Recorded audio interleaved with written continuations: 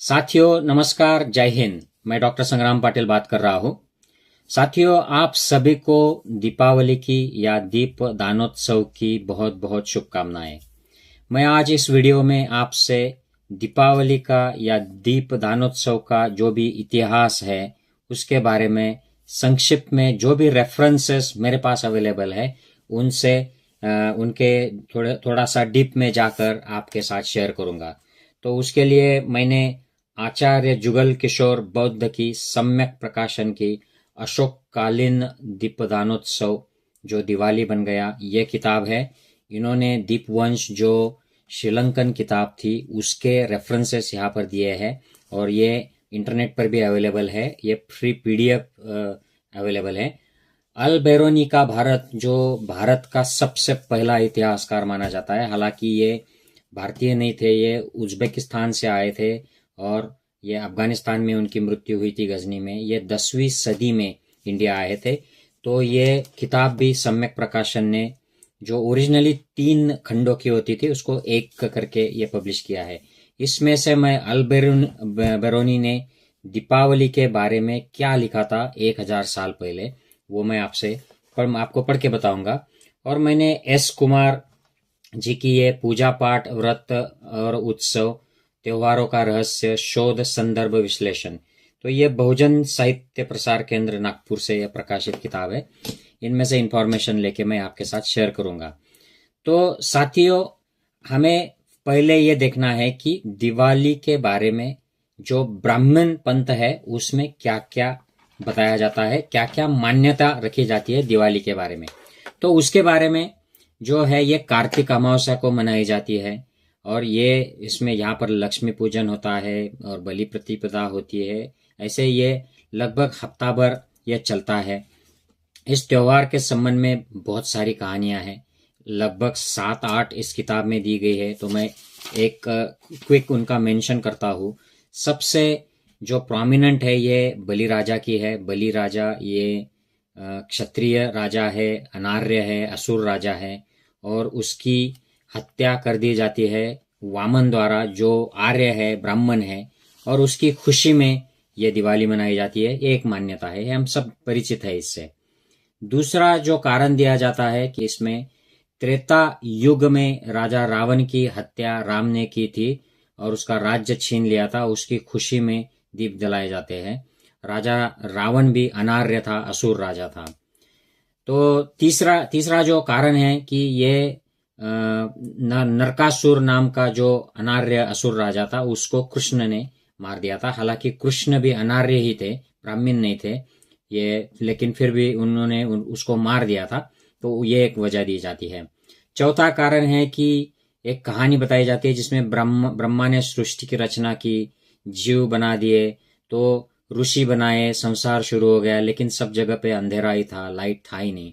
और ये लाइट के लिए फिर जब उसकी ब्रह्मा की आराधना की गई तो उसने चांद तारे बनवा दिए जिससे प्रकाश फैल गया सब जगह पर।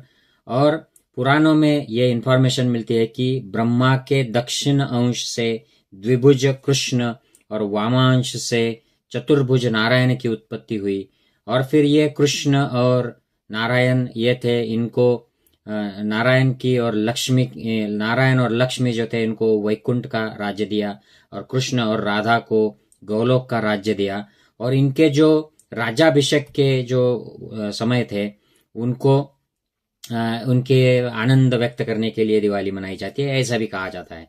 और फिर यही नारायण ने बलि को मारा वामन बनकर और कृष्ण ने नरकासुर को मारा।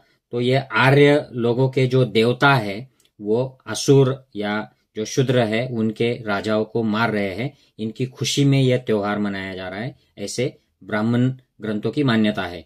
ब्राह्मण ग्रंथ जिसको हम बाद में जो हिंदू ग्रंथ बन गया, हिंदू धर्म बन गया, वो मूलतः ब्राह्मण धर्म हुआ करता था। एक ऐसी भी कथा है कि पृथ्वी के आरंभ काल की यह प्रथा है। प्रारंभ में सारी पृथ्वी हिरण्यक्ष के अधिकार में थी और उसने सारे राजाओं का पत्ता साफ कर दिया था। तो इस पर नारायण ने एक कपट से सुअर का रूप धारण कर लिया और इस हिरण्याक्ष को मार डाला। और उसी की जब एक जीत हो गई ब्राह्मणों की, तो उसमें मनु और पुत्रवधू शतरूपा इनको एक पृथ्वी का एक खंड सौंपा गया और मनु ब्राह्मण के राज्याभिषेक के दिन अनार्य हत्या की खुशी में ये दिवाली मनाई गई। ऐसी भी एक मान्यता है। एक कलिंग देश के राजा के राजपुरोहित थे यज्ञदत्त, उनकी भी एक कहानी बताई जाती है और कुबेर के राज्याभिषेक की भी एक कहानी बताई जाती है कि ये सब अलग अलग कारणों की वजह से दिवाली मनाई जाती है। तो ये हो गए ब्राह्मण पंथ की मान्यताएं। यहाँ पर आर्यों की विजय और अनार्यों की, असुरों की या शूद्रों की पराजय, तो उनके असुरों के, शूद्रों के पराजय के खुशी में ये त्योहार है, ऐसे माना जाता है। अब हम देखते हैं संक्षिप्त में कि बुद्धिस्ट लिटरेचर में क्या मिलता है। अब साथियों, ये रामायण, महाभारत, पुराण, ये जो सारी रचनाएं हैं, ये बुद्धिस्ट लिटरेचर की बाद की है। अब कोई अगर हिंदू मान्यता का या ब्राह्मण मान्यता का व्यक्ति होगा, उनको ये बात पसंद नहीं आएगी, ये जचेगी भी नहीं। लेकिन अगर आप लैंग्वेज का, हिस्ट्री का और फॉरेन जो विजिटर्स आए थे उनके सबके स्टडीज करेंगे और बुद्धिस्ट और ब्राह्मण लिटरेचर का कंपैरेटिव स्टडी करेंगे, तो ब्राह्मण लिटरेचर जो भी संस्कृत में है वो बाद में आया है और पाली में जो भी बुद्धिस्ट लिटरेचर है वो पहले का है। और बुद्धिस्ट लिटरेचर जो आजू बाजू के देशों में बुद्धा के समय या सम्राट अशोक के समय और उनके बाद जो यित सिंह या युआन सॉन्ग या फा इन जैसे चीनी जो प्रवासी आए थे, या श्रीलंका या बर्मा में उस वक्त जिस तरीके से साहित्य का आदान प्रदान हुआ था, उस वक्त ये सारा साहित्य चला गया था। ब्राह्मण साहित्य है, ये संस्कृत जब भाषा आई तब उसमें ट्रांसलेट किया गया, तो ये बाद में सब हुआ है। तो बुद्धिस्ट साहित्य में क्या मिलता है, तो मैं अब ये आचार्य जुगर किशोर बौद्ध की जो किताब है इसमें से आपके लिए ये पढ़ूंगा कि उन्होंने क्या बताया है। सम्राट अशोक ने एक ऐसा कृत्य किया था जिसके बाद में इस दिन को दीप दानोत्सव करके हर साल मनाया जाने लगा। तो ये जो महोत्सव है इसकी संक्षिप्त में स्टोरी ऐसी है कि सम्राट अशोक जो सम्राट हो गया तो उसने उस वक्त कलिंगा युद्ध के बाद प्रायश्चित्त किया और युद्ध छोड़ दिया, शस्त्र डाल दिए और जाहिर किया कि हम दूसरों के राज्य को अपनाने के लिए, उसको कैप्चर करने के लिए युद्ध नहीं करेंगे, सिर्फ डिफेंस में हम शस्त्र का इस्तेमाल करेंगे। और उन्होंने बुद्ध का जो शांति का मार्ग था उस पर वो चल दिए। तो ये हो चुका था। तब एक भंते यश नाम के एक भिक्षु थे, काफी इंटेलेक्चुअल थे और उनसे सम्राट अशोक बहुत प्रभावित थे। तो इस भिक्षु यश ने सम्राट अशोक को काफी प्रेरित किया था धम्म के रास्ते चलने के लिए। तो उन्होंने, सम्राट अशोक ने एक उससे प्रसन्न हुए थे, वो प्रभावित हुए थे और उन्होंने एक आज्ञा दी थी कि जो भी गणराज्य उनके साम्राज्य में आते थे, गणराज्य ये छोटे राज्य हुआ करते थे और उनके जो राजा होते थे उनको गणपति कहा जाता था। और सम्राट अशोक ये सम्राट थे इन सबके, सारा जम्बूद्वीप मतलब भारत भूमि और आजू बाजू के सारे देश, इनके वो सम्राट थे, चक्रवर्ती सम्राट थे। तो अपने गणराज्यों के स्तूपों के अवशेषों के नीचे रखे गए अस्थियों के सभी पात्र सुरक्षा से सम्राट अशोक की आज्ञा अनुसार पाटलिपुत्र में लाए गए। पाटलिपुत्र उस वक्त उनकी राजधानी थी। तत्पश्चात सम्राट अशोक ने सभी एकत्र किए गए भगवान बुद्ध के अस्थियों की विधिवत पूजा की और फिर उन्हें बांटकर 84,000 नगरों में भिजवा दिया और वहां के राजाओं को आदेश दिया कि वे उन पर स्तूप, चैत्य और विहारों का निर्माण करें। सम्राट अशोक ने स्वयं भी पाटलिपुत्र में अशोकाराम बनवाना आरंभ किया। सभी नगरों में बनवाए जा रहे स्तूप, चैत्य, विहार 3 वर्षों में बनकर तैयार हो गए। पटना में भंते इंद्रगुप्त थेर की अध्यक्षता में विहार बन रहा था। उन्होंने अपने रुद्धि बल से वह विशाल अशोकाराम शीघ्र ही बनवा दिया। सम्राट ने भी भगवान के पवित्र स्थानों पर सुंदर चैत्य बनवाए। 84,000 नगरों से समाचार आ गए कि स्तूप आदि तैयार हो गए हैं। तो इस समाचार को पाकर सम्राट अशोक ने सभी स्तूप और विहारों का प्रतिष्ठा महोत्सव मनाने की कामना से नगर में ढिंडोरा पिटवा दिया कि आज से 7वें दिन सभी स्थानों पर, सभी आरामों पर महोत्सव मनाया जाए। राज्य में योजन ये डिस्टेंस होता था, महादान दिया जाए। गांव के विहार और मार्ग सजाए जाए। सभी विहारों में सामर्थ्यानुसार भिक्षु संघ को दान दिए जाए। स्तूपों, चैत्यों, विहारों को दीपमालाओं और पुष्पमालाओं से अलंकृत किया जाए। नाना वाद्यों सहित अनेक प्रकार के उपहारों को लेकर लोग उपोषित व्रत धारण करें। तो साथियों, ये उपोषित जो था, यहाँ पर पंचशील धारण, अष्टशील धारण करना होता था और साधना करना जरूरी था, जो बुद्ध ने सिखाई थी, और दान भी किया जाता था। धम्म सुने और भी अनेक प्रकार से पूजा करे। उस आज्ञानुसार सभी स्थानों पर लोगों ने उससे भी बढ़कर दिव्य मनोरम पूजा की। अब दीपवंश जो ग्रंथ है, जो श्रीलंकन साहित्य से आता है, तो उसमें से यहाँ पर एक रेफरेंस दिया गया है। तो लेखक बताते हैं कि उस महोत्सव के दिन सम्राट अशोक सभी अलंकारों से युक्त हो राज परिवार, मंत्रियों और सेना सहित सुगंधियां उड़ाते हुए अशोकाराम आए। उन्होंने सबके साथ मिलकर बुद्ध धम्म संघ की वंदना की। उन सभी 84,000 स्तूपों, चैत्यों, विहारों, स्तंभों आदि का उद्घाटनोत्सव कार्तिक माह की अमावस्या के दिन दीपमालाएं जलाकर मगध की राजधानी पाटलिपुत्र से किया गया। देश के 84,000 नगरों में एक साथ पूजा के वे दीप जल उठे। देश में चारों ओर अमावस्या की उस रात्रि में प्रकाश फैल गया। सद्धम्म के प्रकाश से समस्त जम्बूद्वीप जगमगा उठा। यह महोत्सव दीपदानोत्सव के नाम से विख्यात हुआ और भविष्य में प्रतिवर्ष हर्षोल्लास के साथ मनाया जाने लगा। भगवान बुद्ध के उन यशस्वी भिक्खु महामोग्गलान को भी इस दिन श्रद्धांजलि दी जाने लगी, जिसकी कार्तिक अमावस्या के ही दिन हत्या कर दी गई थी। यह दीपदानोत्सव स्तूपों एवं चैत्यों पर दीप जलाकर तथा उनकी पूजा करके लंबे समय तक देश में मनाया जाता रहा। बौद्ध धम्म के ह्रास के पश्चात यह महोत्सव सीमित रूप में रह गया और अन्य धर्मावलंबियों ने, मतलब बाकी जो मान्यता के जो लोग थे, जैसे ब्राह्मण पंथ हो, उन्होंने इसके साथ अनेक घटनाओं की स्मृतियां जोड़कर इस महोत्सव को दिवाली एवं दीपावली नाम दे दिया।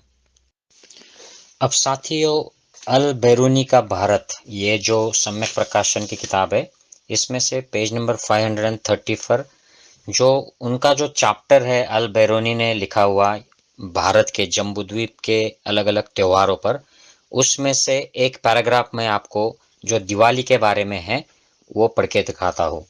तो कार्तिक की पहली या अमावस्या के दिन जब सूर्य तुला राशि में जाता है, दिवाली कहलाता है।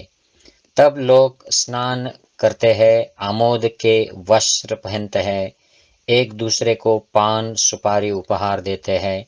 वे सवार होकर दान देने के लिए मंदिरों को जाते हैं और दोपहर तक एक दूसरे के साथ हर्ष से खेलते हैं। रात को वे प्रत्येक स्थान में बहुत बड़ी संख्या में दीपक जलाते हैं, जिससे वायु पूर्ण रूप से निर्मल हो जाती है। इस पर्व का कारण यह है कि वासुदेव की स्त्री यानी पत्नी लक्ष्मी विरोचन के पुत्र बलि को, जो 7वें पाताल में बंदी है, वर्ष में एक बार बंधन मुक्त करती और संसार में जाने की आज्ञा देती है। तो ये बड़ी इंपॉर्टेंट बात है कि ये अल बैरूनी 1000 साल पहले दिवाली क्यों मनाई जाती थी, इसकी वजह दे रहे हैं कि इस दिन जो वासुदेव की पत्नी लक्ष्मी है, वो बलि राजा, जिसको हम दिवाली में उसके नाम से एक दिन मनाते हैं, उनको 7वें पाताल में जो भेज दिया है वामन ने, जो ब्राह्मण व्यक्ति था, उन्होंने जो षड्यंत्र से बलि को मार दिया था। तो ये स्टोरी उसके पीछे है। उसको बंदी बना लिया है 7वें पाताल में। तो वर्ष में एक बार ये लक्ष्मी बलि को बंधन मुक्त करती है और संसार में मतलब हम लोगों में, जनरल लोगों में जाने की आज्ञा देती है। इसलिए यह त्योहार बलिराज्य अर्थात बलि का आधिपत्य कहलाता है। हिंदू कहते हैं कि कृत युग में यह समय सौभाग्य का समय था और वे प्रसन्न होते हैं क्योंकि प्रस्तुत उत्सव का दिन कृतयुग के उस समय के सदृश है। तो ये अब यहाँ पर उसकी वजह बता रहा है क्लियर शब्दों में। यहाँ पर वो रामायण की कोई बात नहीं कर रहा है, यहाँ पर कृष्ण की कोई बात नहीं कर रहा है, या और कोई पुराण कथाओं की बात नहीं कर रहा है। वो सिर्फ बलि की बात कर रहा है कि उसकी एक दिन की जो छुट्टी होती है, उसको जो फ्रीडम मिलता है पाताल लोक से, जो लक्ष्मी उसको छोड़ देती है एक दिन के लिए, तो उसके आने की, वापस आने की खुशी में इस दिन दिए जलाए जाते हैं और खुशियां मनाई जाती है जनरल लोगों में, हिंदू लोगों में। तो ये हिंदू शब्द जो है ये अरेबियन लोग थे, ये सारे जम्बूद्वीप के लोगों को ये इस्तेमाल करते हैं, यहाँ पर हम देख सकते हैं। तो साथियों, यहाँ पर एक बात मुझे आपको स्पष्ट करनी चाहिए कि काफ़ी सारे जो इतिहास का संशोधन करने वाले जो लेखक हैं, उनका ये मानना है कि बुद्धिज़्म और ब्राह्मणिज्म इनकी हमेशा कंपटीशन रही है। बाबा साहब अम्बेडकर तो मानते थे कि भारत का इतिहास ये ब्राह्मणिज्म और बुद्धिज़्म का संघर्ष का इतिहास है। तो एक किताब है जहाँ पर तिरुपति बालाजी ये किस तरीके से एक प्राचीन बौद्ध क्षेत्र है ऐसा ये डिस्क्राइब करती है। इसके लेखक है के जमनादास। इन्होंने यहाँ पर ऐसे मत व्यक्त किए हैं कि पुराण जो ब्राह्मण साहित्य है इनकी निर्मिति इसीलिए की गई थी कि यहाँ से जो उन्होंने बुद्धिस्ट प्लेसेस, मंदिर या बुद्धिस्ट जो साहित्य है, स्टोरी है, उस पर जो कब्जा बना लिया, उस कब्जे को ऑथेंटिक करने के लिए, ऑफिशियल करने के लिए उन्होंने कुछ जो भी कहानियाँ रची, कहानियाँ फेर बदल करके घड़ी, उन कहानियों का कलेक्शन ये पुराण है, ऐसा इस लेखक का मानना है। और ये काफ़ी सारे लेखकों का भी यही मानना है। तो इससे हम देखते हैं कि ब्राह्मण मान्यता जो है ये पौराणिक जो देवी देवता है या अवतार है उन पर टिकी हुई है दिवाली के संदर्भ में। और ब्राह्मण साहित्य के पहले जो रचा गया बुद्धिस्ट साहित्य है जो हमें अलग अलग देशों से मिलता है, अलग अलग जो विजिटर्स यहाँ पर आए थे उनके सोर्सेस से मिलता है, उससे ये दीपोत्सव जो है, दीपदानोत्सव, ये सम्राट अशोका ने शुरू की हुई एक बुद्धिस्ट ट्रेडिशन दिखाई देती है। और ब्राह्मण उत्सव जो दिवाली का है ये अलग अलग पौराणिक देवी देवताएं या जो अवतार है राम कृष्ण जैसे, इनसे ये बना हुआ, इनसे इसकी शुरुआत हुई दिखाई देती है।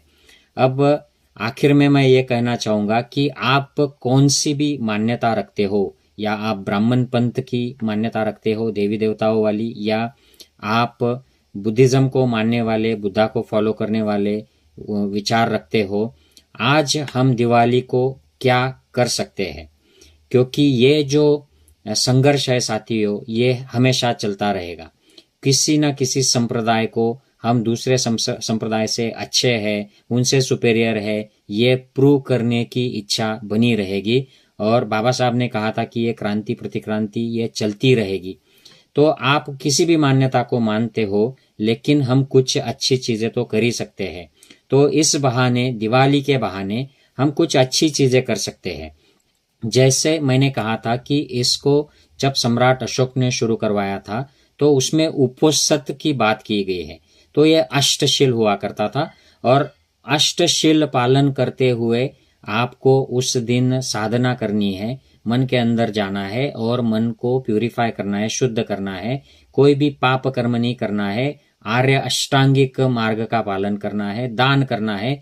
बेसिकली ये शुद्धि की तरफ बढ़ने वाला ज्ञान का मार्ग अपनाने का ये अवसर हम सबको होता है।